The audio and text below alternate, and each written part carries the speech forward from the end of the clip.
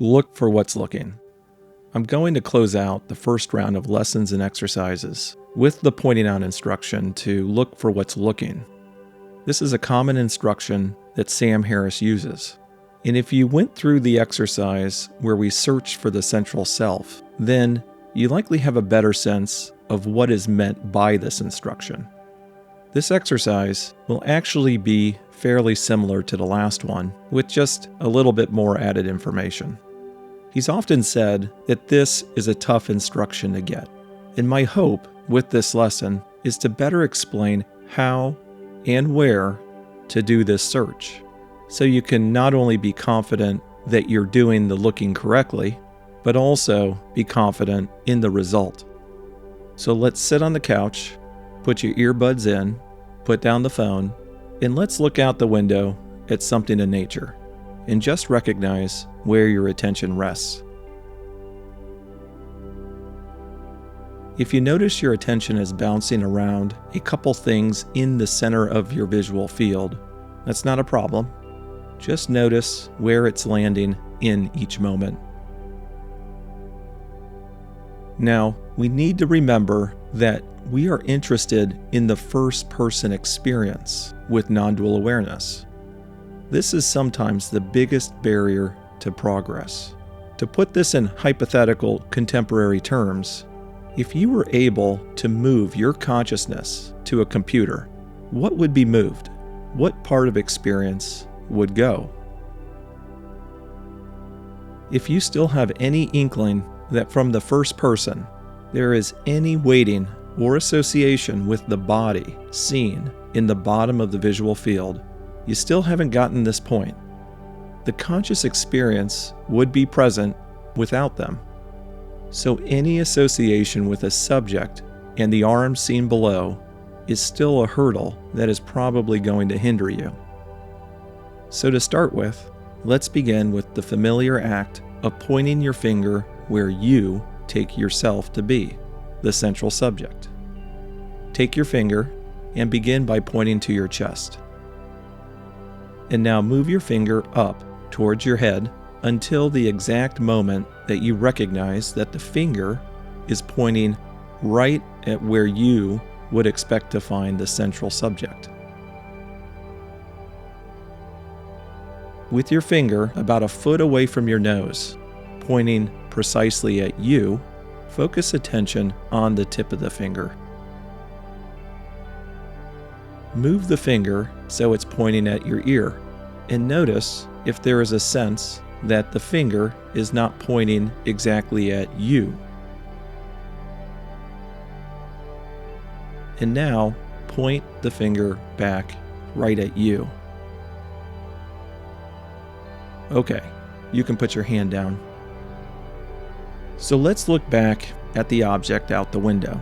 And again, let's create an imaginary line where the object is to where you would expect to find the looker, the seat of attention, the central subject to experience. Basically, where you were just pointing. Based on our last exercise, again, it should be clear that we are not looking with our eyes. Your gaze is to continue towards the object in the visual field. And to be clear, I don't actually see a line. The point of the imagined line is to make as clear as possible a recognition of where the receiving end, as the subject, should be noticed. We all perceive this intuition that there is something on the receiving end of this visual field, and we're going to take a few moments to search it out together. Make sure you blink to get an added sense of something between the object out there and where we will do the search, over here. Curiously, recognize how far the blink appears away from the object out there. Is a blink closer or further away from that object than you would have initially thought?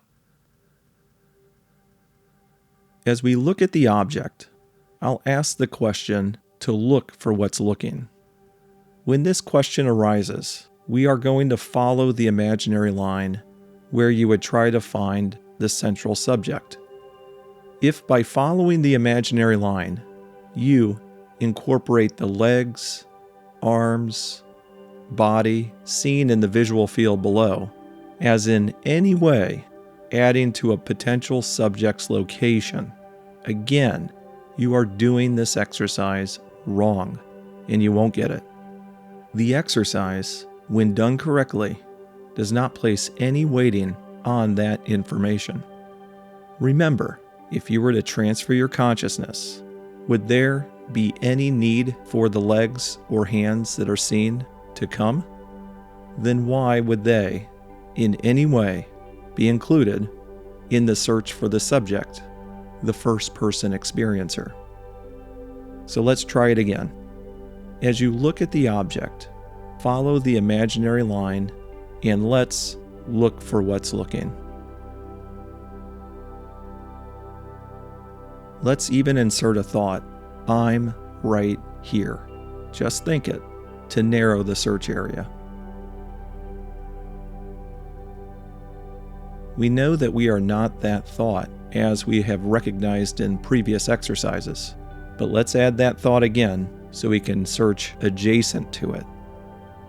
I'm right here.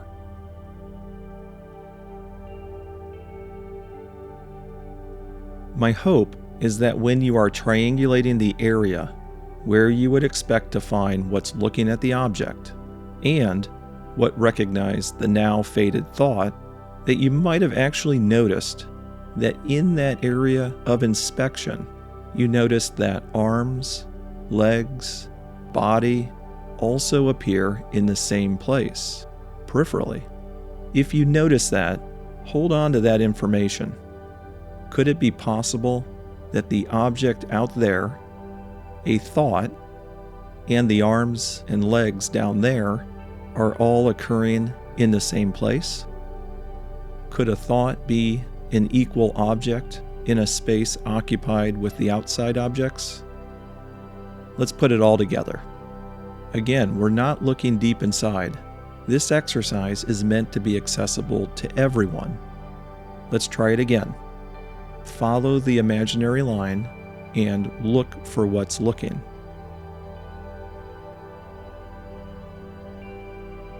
Insert the thought, I'm right here, and triangulate where the central subject should be found.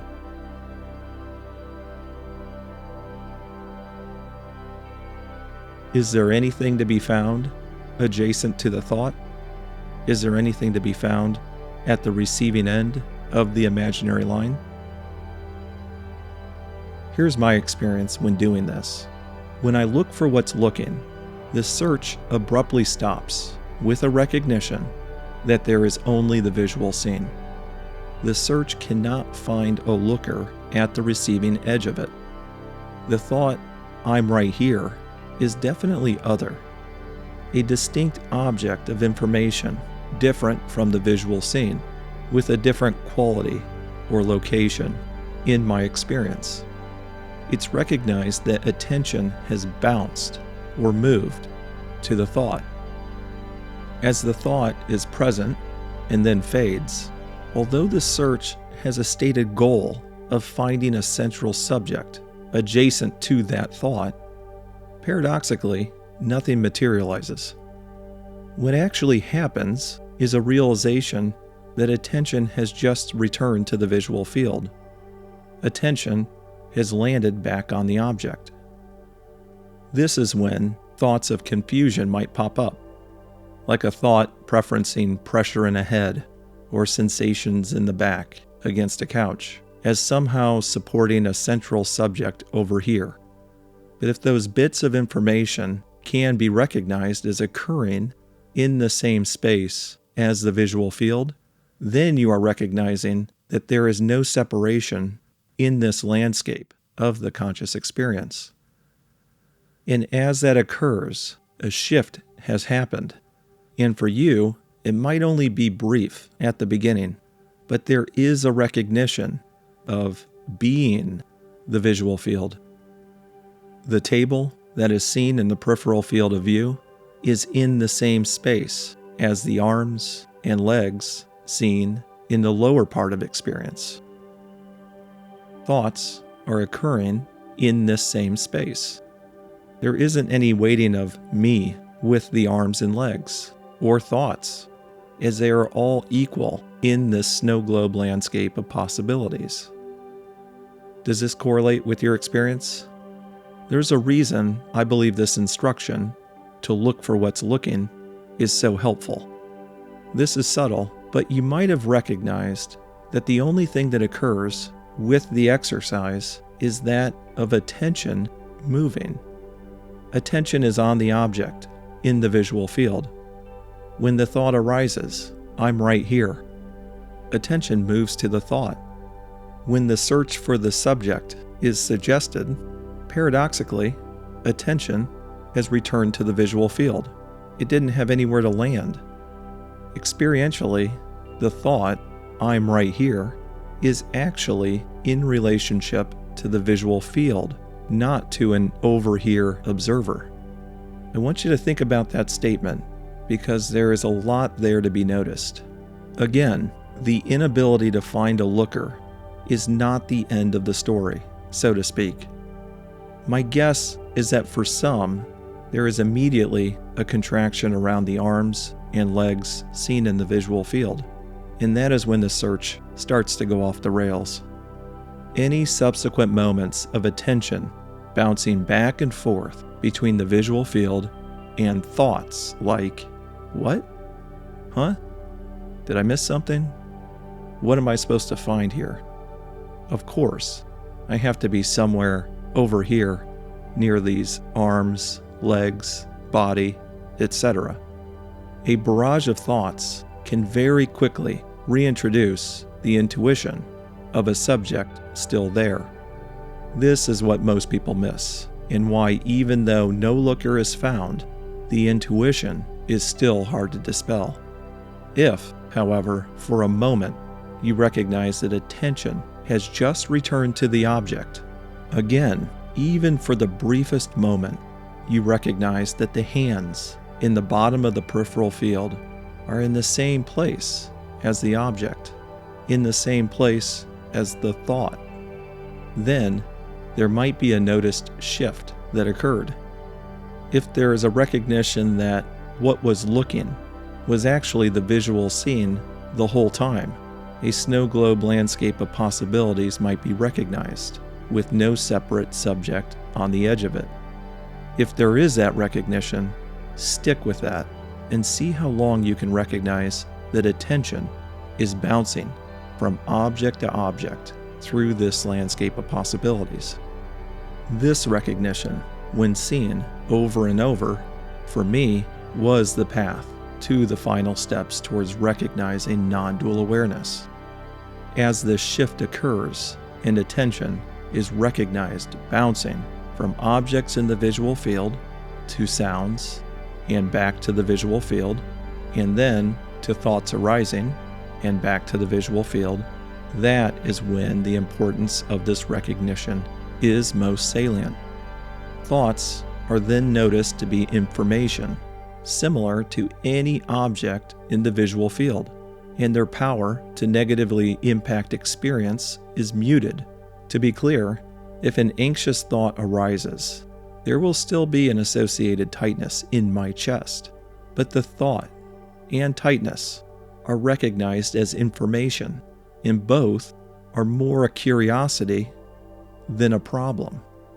If the instruction to look for what's looking revealed, even for just a moment, that there was a shift in experience, a shift that I believe can only occur when the very real thought of a self has been relaxed, you might have recognized that experience has shifted as this all-encompassing landscape of consciousness, with attention located on the object.